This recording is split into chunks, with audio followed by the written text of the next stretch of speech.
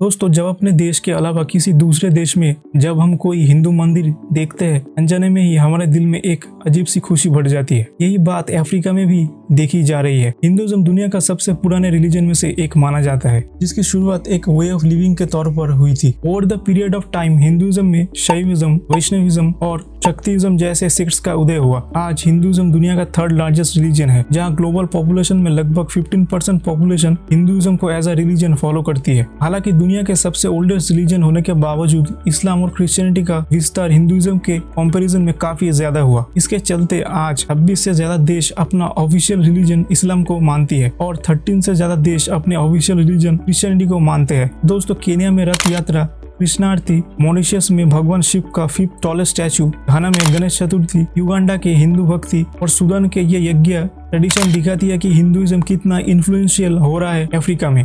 Top 30 countries with highest Hindu population में भी करीब 4 कंट्रीज सिर्फ अफ्रीका में ही है, जबकि यूरोप से सिर्फ 2 कंट्रीज है, जिब्राल्टर और यूके। दोस्तों, ये है घाना, अफ्रीका की कंट्री, जहां 10 सालों में हिंदू पॉपुलेशन लगभग 12,000 से बढ़कर 2.5 लाख हो गई है।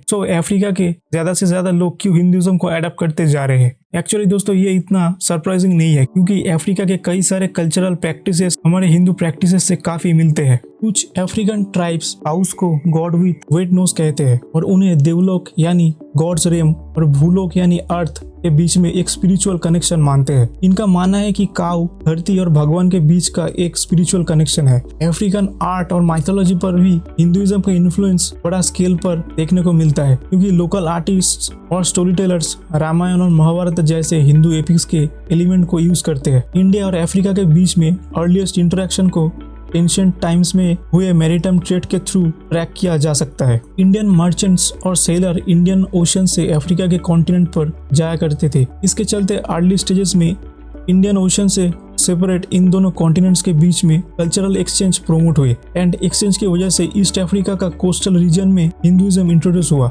20 से ज्यादा अफ्रीकन कंट्रीज में मामीवाता नाम का अफ्रीकन गॉड की पूजा की जाती है, जिनकी हिंदू गॉड शिवा के साथ काफी सारी सिमिलरिटीज है। मामीवाता को वाटर के साथ एसोसिएट किया जाता है, जैसे भगवान शिव की जटाओं से गंगा बहती है। इसी तरह ओगुन नाम के एक अफ्रीकन गॉड की रिजेम्बलेंस मुरुगन स्वामी से होती है। सिमिलरली अफ्रीका के लिए फीमेल पावर और डिस्ट्रक्शन की भगवान आइसिस है, ठीक उसी तरह जैसे हिंदुइज्म में गॉडेस काली को माना जाता है। और अगर हम थोड़ी रिसर्च करें तो पता चलता है कि इंडो अफ्रीकन रिलेशन तो सेंचुरीज ओल्ड है, इतना कि कुछ अफ्रीकन ट्राइब्स जिनका बहुत सिग्निफिकेंट पॉपुलेशन है, वो तो खुद को भगवान राम के बेटे कुश के डिसेंडेंट मानते हैं और खुद को कुशाइट्स कहते हैं।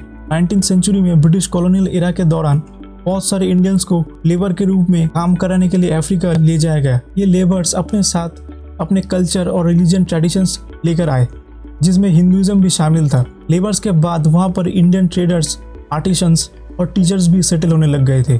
जिन लेबर्सों ने 10 साल की सर्विस पूरा कर लिया था, उनके पास अच्छी स्किल डेवलप हो गई थी। उन्होंने भी इस एलिट कम्युनिटी को ज्वाइन कर लिया और इसी तरह ये कम्युनिटी तेजी से एक्सपेंड करने लगी। इसी तरह आज अफ्रीका में रहने वाले इंडियन डायस्पोरा ने भी हिंदू प्रैक्टिसेस को मेंटेन करने में काफी क्रूशियल रोल निभाया है, क्योंकि उन्होंने पूरे कॉन्टिनेंट में टेम्पल्स और रिलीजियस इंस्टीट्यूशंस को सेटअप किया है। मॉरिशस के फादर ऑफ नेशन भी इंडियन ओरिजिन की ही है। ऐसा इसीलिए क्योंकि मॉरिशस वो पहला अफ्रीकन कंट्री था जिसमें 1834 से 1920 के बीच करीब 5 लाख इंडियन लेबरर्स लाए गए थे, जहाँ से फिर 2/3 लोग वहीं पे परमानेंटली सेटल भी हो गए थे। उनका वहाँ पे आज इन्फ्लुएंस इतना बड़ा है कि पिछले कुछ डेकेड से वहाँ के प्रेसिडेंट और सीएम्स भी हिंदू कम्युनिटी से ही बन रहे हैं। दूसरा कंट्री है युगांडा, जिसमें अगेन मॉरिशस की तरह पर उससे थोड़ी कम लगभग 40,000 इंडियन लेबर्स को ले जाया गया था। जैसे कॉलोनियलिज्म खत्म हुआ, काफी सारे इंडियंस वहीं रुक गए और इस सेटल्ड इंडियन कम्युनिटी का इवेंचुअली वहाँ डोमिनेंस इतना बढ़ गया कि युगांडा के 90% इकोनॉमिक्स चलाने वाले इस कम्युनिटी को डिक्टेटर इदी अमीन ने जब अपने कंट्री से एक्सपेल कर दिया था, तो देखते ही देखते युगांडा की पूरी इकोनॉमी कोलैप्स हो गई थी, जिसे बचाने के लिए 1992 में युगांडा की गवर्नमेंट को मजबूरन उन्हें वापस बुलाना पड़ा और उनके फैक्ट्रीज और अदर वेंचर्स की वजह से युगांडा का 65% डोमेस्टिक रेवेन्यू अकेले इस इंडियन कम्युनिटी से ही आता है। थर्ड कंट्री है साउथ अफ्रीका। 1910 तक साउथ अफ्रीका 4 ब्रिटिश कॉलोनीज में डिवाइडेड थे और इन चारों कॉलोनीज के नाम था the Cape Colony, Transvaal, orange river और नाताल।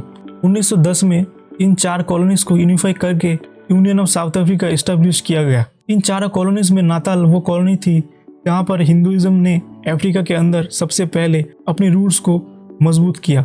स्लेवरी के एबोलिश होने के बाद गवर्नमेंट चीप लेबर्स की तलाश कर रही थी और इसी तलाश को पूरा करने के लिए इंडियंस को अपने देश में लाने का फैसला किया। इंडियंस को पहले 5 साल के कॉन्ट्रैक्ट पर लाया जाता था और उसके बाद इस कॉन्ट्रैक्ट को एक्सपेंड करके और 5 साल बढ़ाया गया। तो 4th कंट्री है घाना।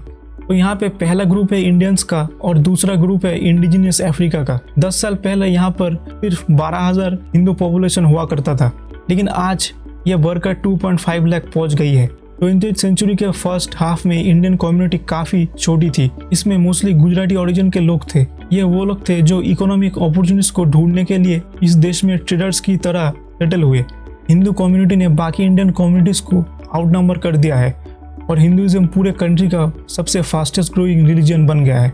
तो यहीं पे हमारे सबसे इम्पोर्टेंट क्वेश्चन का आंसर मिलेगा कि क्यों अफ्रीका के लोग ज़्यादा से ज़्यादा हिंदुइज्म को एडप्ट कर रहे हैं। क्योंकि मिशनरीज की तरफ से कन्वर्ट होने के लिए अफ्रीकन्स को पैसा बांटने का कोई प्रूफ नहीं मिला, जैसे कुछ क्रिश्चियन मिशनरीज इंडिया में करते हैं, जैसे कि नॉर्थ ईस्ट में और साउथ इंडिया में हो गया। और जैसे कि आपको पता भी होगा कि हिंदुइज्म कन्वर्शन में बिलीव नहीं करती। तो पहला है हिंदू मोनास्ट्री ऑफ अफ्रीका।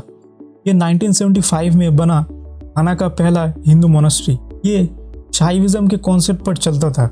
और दूसरा है इस्कॉन यानी हरे कृष्ण मूवमेंट, जो वैष्णविज्म के कॉन्सेप्ट पर चलता है। स्वामी घनानंदा सरस्वती ने अफ्रीका की पहली हिंदू मोनास्ट्री को एस्टेब्लिश किया था और इसीलिए वो फर्स्ट अफ्रीकन हिंदू मॉन्क भी कहे जाते हैं। घनानंदा जी के पेरेंट्स ओरिजिनली क्रिश्चियन थे, पर जब स्पिरिचुअलिटी से जुड़े अपने कुछ सवालों के लिए वो इंडिया आए तो ऋषिकेश के स्वामी कृष्णानंदा से इंस्पिरेशन और शिक्षा लेकर वो खुद एक हिंदू स्पिरिचुअल लीडर में कन्वर्ट हो गए। और फिर इन्हीं हिंदू प्रीचिंग्स को अपने होम कंट्री घाना में फैलाने के लिए उन्हें कैपिटल एकरा में वहाँ का पहला हिंदू टेम्पल भी एस्टेब्लिश किया। आज इस टेम्पल का इन्फ्लुएंस बहुत ही ज्यादा है।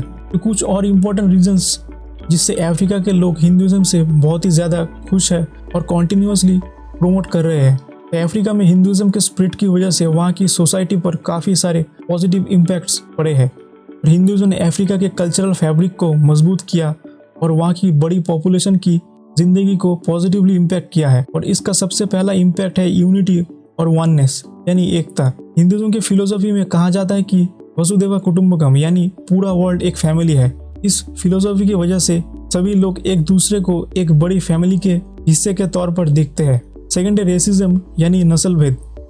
अफ्रीका में काफ़ी बड़ी प्रॉब्लम्स रही है क्योंकि दूसरे रेस के लोग हमेशा अपने आप को सुपीरियर रेस की तरह एस्टेब्लिश करने की कोशिश करते थे, लेकिन भगवद गीता और रामायण में दिए गए नॉलेज की वजह से अफ्रीकन हिंदूज में इक्वलिटी की भावना डेवलप हुई है। जैसे कि आपको पता ही है हिंदुइज्म डाइवर्सिफाई को सेलिब्रेट करती है, जिस तरह की डाइवर्सिटी आपको इंडिया में देखने को मिलती है। अफ्रीका में हिंदू कम्युनिटी ने इंटरफेथ डायलॉग्स और डिफरेंट रिलीजियस ग्रुप्स के बीच में कोलैबोरेशन में बढ़ चढ़ कर हिस्सा लिया है। इस ओपन माइंडेड अप्रोच के चलते डाइवर्स पॉपुलेशन और कल्चर होने के बावजूद अफ्रीकन लोगों के बीच डिवाइड्स कम हुए हैं। दोस्तों, आप देख सकते हैं कि हिंदुइज्म का इम्पैक्ट कितना बड़ा है अफ्रीका में और कितना इन्फ्लुएंशियल है। तो दोस्तों, आज इतना ही। अपने राय कमेंट सेक्शन में जरूर बताइए।